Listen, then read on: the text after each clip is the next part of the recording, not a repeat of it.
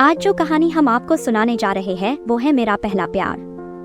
यकीन करना मुश्किल था कि 20 साल पहले मैं उस कमरे में रहता था, पर बात तो सच थी। साल 1990 से लेकर साल 1993 तक छपरा में पढ़ाई के दौरान मैंने रहने के कई ठिकाने बदले, पर जो लगाव पंडित शिव शंकर के मकान से हुआ वह बहुत हद तक आज भी कायम है। वह खपरेल के छोटे छोटे 8 से 10 कमरों का लॉज था। उन्हीं में से एक कमरे में मैं रहता था। किराया 70 रुपए से शुरू होकर मेरे वहां से हटते हटते 110 रुपए तक पहुंच गया था। यह बात दीगर है कि मैंने कभी समय पर किराया दिया नहीं। पंडित का बस चले तो आज भी सूद समेत मुझसे कुछ उगाही कर लें। एक बार तो पंडित ने मेरे कुछ दोस्तों से कह भी दिया था कि भाई उनसे कहिए कि उल्टा हमसे 2 महीने का किराया ले लें और हमारा मकान खाली कर दें। पंडित का होटल भी था जहां 5 रुपए में भरपेट खाने का इंतजाम था।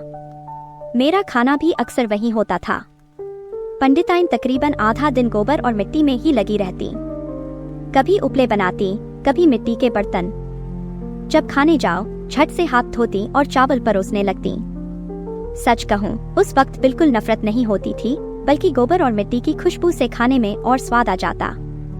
उनकी एक बेटी थी मालती।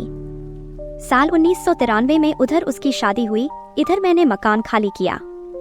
वैसे मालती से मेरा कोई खास नजदीकी रिश्ता नहीं था, मगर उसके जाने के बाद एक अजीब सा सूनापन नजर आ रहा था। मन उचट सा गया था, इसलिए मैंने वहां से जाने का तय किया। इसके पहले कि दूसरा ठिकाना खोजता, मेरी नौकरी लग गई और मैंने छपरा को अलविदा कह दिया। 20 साल बाद छपरा में एक दिन मैं बारिश में बुरी तरह घिर गया और मेरी मोटरसाइकिल बंद हो गई। सोचा क्यों न मोटरसाइकिल को पंडित के घर रख दें, कल फिर आकर ले जाएंगे। मैं मोटरसाइकिल को धकेलते और बारिश में भीगता हुआ वहां पहुंचा। पंडित का होटल अब मिठाई की दुकान में तब्दील हो गया था। पंडिताइन मुझे देखते ही पहचान गई। वे चाय बनाने लगी। मैंने उनसे कहा, आप चाय बनाइए, तब तक मैं अपना कमरा देख कर आता हूँ जहाँ मैं रहता था। मैं पीछे लॉज की ओर गया। सारे कमरे तकरीबन गिर चुके थे। अपने कमरे के दरवाजे को मैं प्यार से सहलाने लगा, तभी मेरी नजर एक चित्र पर गई। दिल का रेखा चित्र और बीच में इंग्लिश का एम देखकर यादें ताजा हो गई। एक दिन मैंने मालती से कहा था, अबे ओ बॉनी, नकचड़ी, नाक से बोलने वाली लड़की, तेरा यह कमरा मैं तभी खाली करूंगा जब तू ससुराल चली जाएगी। इस पर मालती बनावटी गुस्से में बोली थी, यह मेरा मकान है, जब चाहें तब निकाल दें तुम्हें। यह लो, और उसने खुरपी से दरवाजे पर दिल का रेखा चित्र बनाया और बीच में एम लिख दिया। मालती का कद काफी छोटा था। लॉज के सारे लड़के उसे बॉनी कहते थे, मगर उसके पीछे वे जानते थे कि मालती बड़ी गुस्सैल है, सुन लेगी तो खुरपी चला देगी।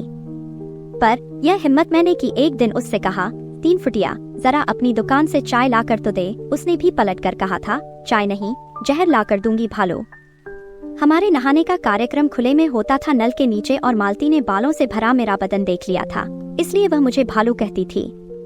मैं समझ गया कि उसे बुरा नहीं लगा था। कुछ मस्ती मैं कर रहा था, कुछ वह।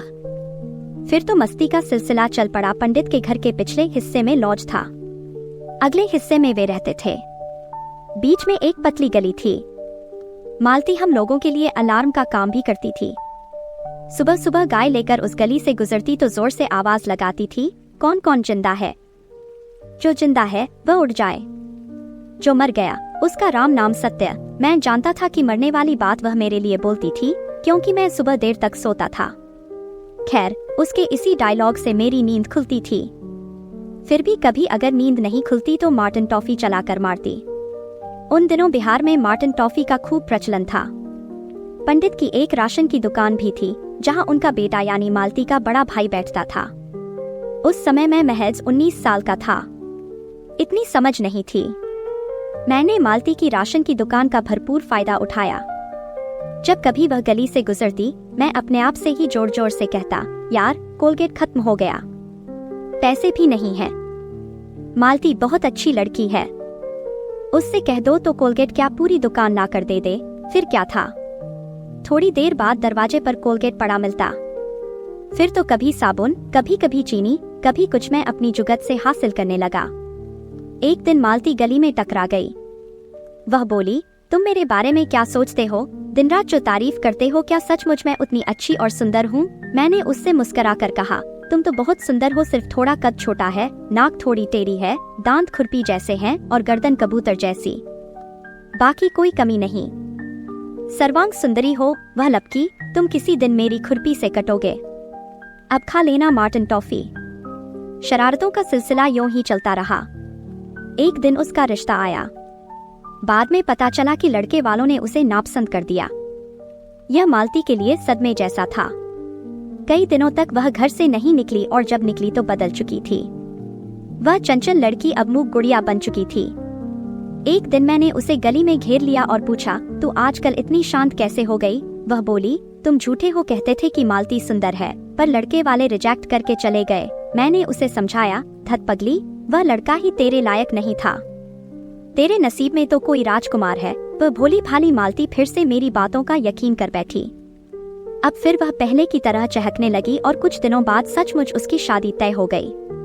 उसने मुझसे पूछा, तुम मेरी शादी में आओगे न? मैंने चिरपरिचित अंदाज में जवाब दिया, चाहे धरती इधर की उधर हो जाए, मैं तेरी शादी जरूर अटेंड करूंगा। उसकी शादी हो गई।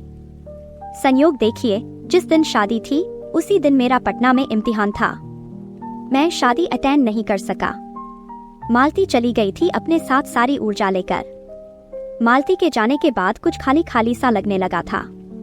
समझ में नहीं आ रहा था कि हुआ क्या है, कहाँ चली गई ऊर्जा, ऐसा कब तक चल सकता था। कुछ दिनों बाद मैंने भी वह कमरा खाली कर दिया। मैं अपनी यादों से लौट आया। पंडिताइन की चाय तैयार थी। मैं चाय पी ही रहा था कि पंडित जी भी आ गए। बातों बातों में मैंने उनसे पूछा, मालती कैसी है, आजकल वे कहाँ रहती है? तब पंडिताइन ने डबरबाई आंखों से बताया, मालती, वह अब इस दुनिया में नहीं है। यह सुनकर मेरे पैरों तले जमीन खिसक गई। कांपती आवाज में मैंने पूछा, कब हुआ यह सब? पंडिताइन ने आंखें पोंछते हुए कहा, शादी के 2 साल बाद ही, डिलीवरी के दौरान जच्चा बच्चा दोनों। ओ, तब मैंने सोचा कि कितना बदनसीब हूँ मैं। एक लड़की जो मुझे बेइंतहा चाहती थी, न मैं उसकी शादी में शामिल हो सका और न ही जनाजे में। और तो और उसकी मौत की खबर भी मिली उसके मरने के इतने साल बाद। अगर आपको ये कहानी अच्छी लगी हो तो वीडियो को लाइक और शेयर और चैनल को सब्सक्राइब जरूर कीजिएगा। आपका हर एक लाइक और शेयर हमारे लिए मोटिवेशन है।